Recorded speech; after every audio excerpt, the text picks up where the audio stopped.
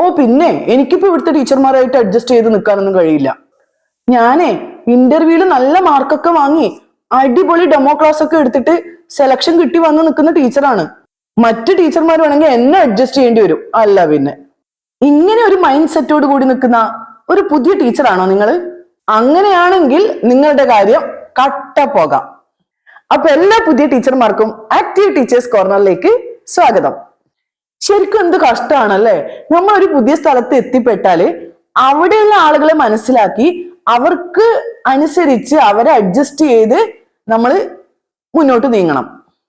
ഇപ്പൊ നമ്മൾ ലേഡീസിന്റെ കാര്യം തന്നെ പറഞ്ഞാല്, നമ്മളിപ്പോ കല്യാണമൊക്കെ കഴിഞ്ഞല്ലേ, വിവാഹമൊക്കെ കഴിഞ്ഞ് ഹസ്ബൻഡിന്റെ വീട്ടിൽ എത്തിക്കഴിഞ്ഞ് അവരുടെ ഇഷ്ടത്തിനനുസരിച്ച് നമ്മൾ അഡ്ജസ്റ്റ് ചെയ്ത് പോണം അല്ലെ. അപ്പൊ നല്ല ആളുകളാണെങ്കിൽ അവര് നമ്മളോട് അഡ്ജസ്റ്റ് ചെയ്യും.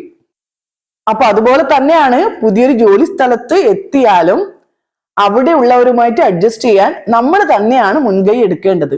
അപ്പൊ നിങ്ങൾ ടീച്ചർമാർ ഇങ്ങനെ ഒരു പുതിയ സ്ഥലത്ത് എത്തിപ്പെട്ടിട്ടുണ്ടെങ്കിൽ അവിടുത്തെ പോസിറ്റീവായ കാര്യങ്ങൾ മാത്രം ഉള്ളിലേക്ക് എടുക്കുക, നെഗറ്റീവായ കാര്യങ്ങൾ മൈൻഡ് ചെയ്യുകയേ വേണ്ട. അതുപോലെ ഈ അഡ്ജസ്റ്റ്മെന്റ് എന്ന് പറയുന്നതും പോസിറ്റീവായ കാര്യങ്ങളോട് അഡ്ജസ്റ്റ് ചെയ്യുക എന്നുള്ളതാണ്. ഒരു ഇൻസ്റ്റിറ്റ്യൂഷനിൽ അതിൻ്റെതായ റൂൾസും ഗൈഡ് ലൈൻസും ഒക്കെ ഉണ്ടാവും. അതൊക്കെ അനുസരിച്ച് വേണം നമ്മൾ മുന്നോട്ട് പോവാൻ.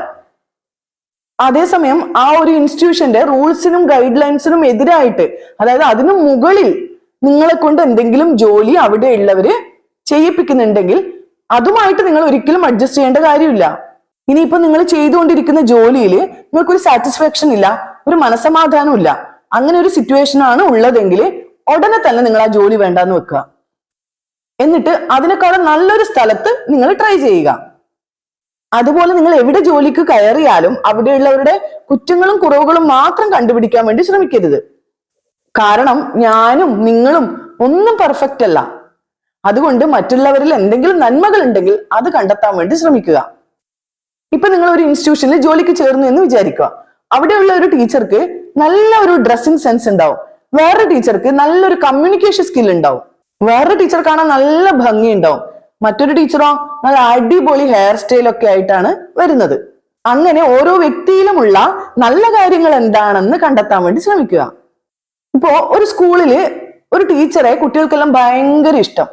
അപ്പൊ നിങ്ങൾ എന്ത് ചെയ്യണം, എന്താണ് അതിന്റെ റീസൺ, അത് കണ്ടെത്താൻ വേണ്ടി ശ്രമിക്കുക. ആ കുട്ടികളൊക്കെ ഈ ടീച്ചർ എന്തുകൊണ്ടാണ് ഇഷ്ടപ്പെടുന്നത് അത് കണ്ടെത്താൻ വേണ്ടി ശ്രമിക്കുക. അതുപോലെ കൂടെ ജോലി ചെയ്യുന്ന എല്ലാ ടീച്ചർമാരോടും ചിരിച്ച മുഖത്തോടെ തന്നെ സംസാരിക്കുക. എല്ലാറ്റിലും ഉപരി ഏറ്റവും പ്രധാനപ്പെട്ട കാര്യം എന്ന് പറയുന്നത് നമ്മൾ പഠിപ്പിക്കുന്ന കുട്ടികളെ നമ്മൾ കയ്യിലെടുക്കുക എന്നുള്ളതാണ്. അതിനുള്ള വഴി വേറൊന്നുമല്ല, നിങ്ങളുടെ ടീച്ചിങ് സ്റ്റൈലും നിങ്ങളുടെ കുട്ടികളോടുള്ള ഇടപെടലും.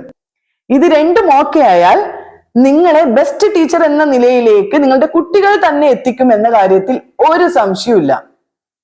അപ്പൊ ടീച്ചർമാരെ, ഇന്നത്തെ വീഡിയോയിൽ നിന്ന് നിങ്ങൾക്ക് എന്തെങ്കിലും ഒരു ചെറിയ മോട്ടിവേഷൻ കിട്ടിയിട്ടുണ്ടെങ്കിൽ എല്ലാവരും ഈ വീഡിയോ ഒന്ന് ലൈക്കും ഷെയറും പിന്നെ ചാനൽ സബ്സ്ക്രൈബ് ചെയ്യാത്തവര് സബ്സ്ക്രൈബും ചെയ്യണം കേട്ടോ. അപ്പൊ പുതിയൊരു വീഡിയോയുമായി നമുക്ക് വീണ്ടും കാണാം.